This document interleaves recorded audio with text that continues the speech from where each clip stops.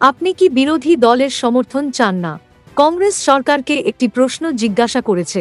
সন্ত্রাসবাদ মোকাবেলায় পূর্ববর্তী সংযুক্ত প্রগতিশীল জোট সরকার এবং মোদী সরকারের তুলনামূলক একটি ভিডিও নিয়ে শুক্রবার কংগ্রেস ভারতীয় জনতা পার্টিকে আক্রমণ করেছে এবং জিজ্ঞাসা করেছে যে এখন কি বিরোধী দলের পাশে দাঁড়িয়ে ঐক্যের বার্তা দেওয়ার কোন প্রয়োজন নেই।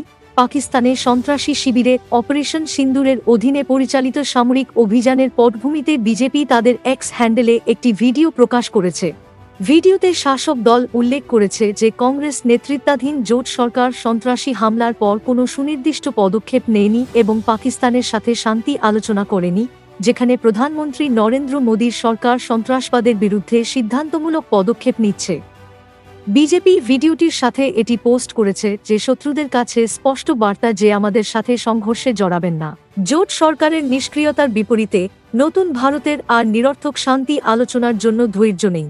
এই নিয়ে বিজেপির পাল্টা জবাব দিতে গিয়ে কংগ্রেসের মিডিয়া সেলের প্রধান পবন খেরা ইনস্টাগ্রামে পোস্ট করেছেন যে তাহলে এখন আপনাকে রাজনীতি করতে হবে। রাজনীতি করার সময় কি এসেছে? সরকারের কি বিরোধী দলের সমর্থনের প্রয়োজন নেই? ঐক্যের বার্তা দেওয়ার সময় কি আসেনি? সরকার এবং বিজেপির উচিত এটি স্পষ্ট করা। প্রধানমন্ত্রী মোদীর আগমন না হওয়া নিয়ে প্রশ্ন উঠেছে। ভারতের অপারেশন সিন্দুর এবং নিয়ন্ত্রণ রেখা এলওসি বরাবর সীমান্ত পেরিয়ে গোলাবর্ষণের পর পাকিস্তানের সাথে ক্রমবর্ধমান উত্তেজনা প্রশমনের জন্য অনুষ্ঠিত সর্বদলীয় বৈঠকে কংগ্রেস দল কেন্দ্রীয় সরকারকে পূর্ণ সমর্থন জানিয়েছে। তবে কংগ্রেস সভাপতি মল্লিকার্জুন খাড়গে বৈঠকে প্রধানমন্ত্রী নরেন্দ্র মোদীর অনুপস্থিতি নিয়ে প্রশ্ন তুলেছেন যে প্রধানমন্ত্রী কি নিজেকে সংসদের ঊর্ধ্বে মনে করেন।